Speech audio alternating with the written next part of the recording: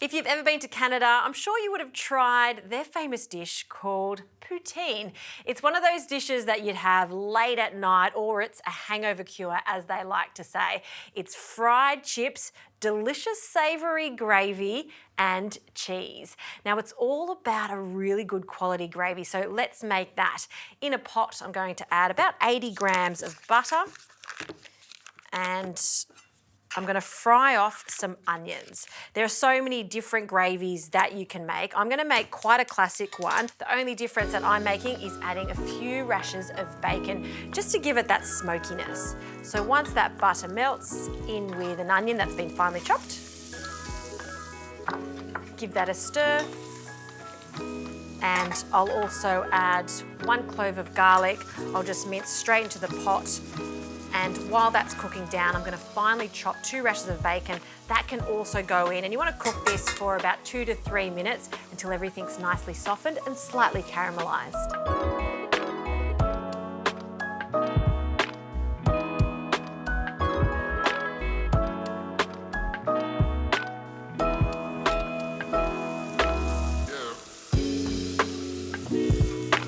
Right, this is cooking down nicely, so in with some flour. This is going to give us a thick gravy. A couple of spoonfuls of that. And do cook off that flour.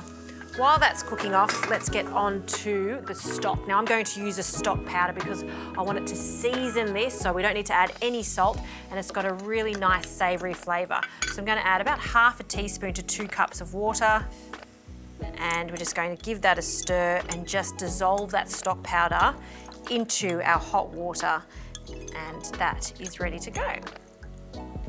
Okay, now we're going to add this little by little. So as if we were making a bechamel here, we add a small amount of our stock, give it a stir, and as soon as it starts to thicken, a little bit more of that stock. Keep stirring, just to ensure that there's no lumps. And then I'll keep doing this process until we've got a lovely golden gravy.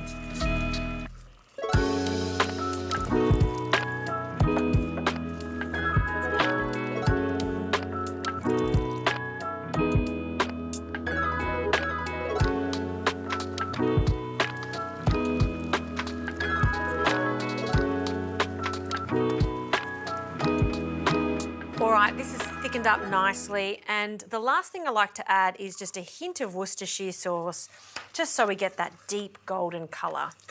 Smells fantastic. All right, the chips. So I'm using crinkle-cut chips here. You can use any type of chips or fries. I love crinkle-cut just because I think that it just grabs onto the sauce even better. And now for the cheese. This is not the traditional cheese that you use in poutine, but mozzarella works just as well. So we're going to cut it into small cubes. And the whole idea here is to have this cheese melt from the heat of the deep fried chips and that hot gravy. Some bits will melt straight away and some won't, and that's the beauty of it. The last few little bits. We'll sprinkle this over our hot chips. And it's not grated, it has to be cubed just like this.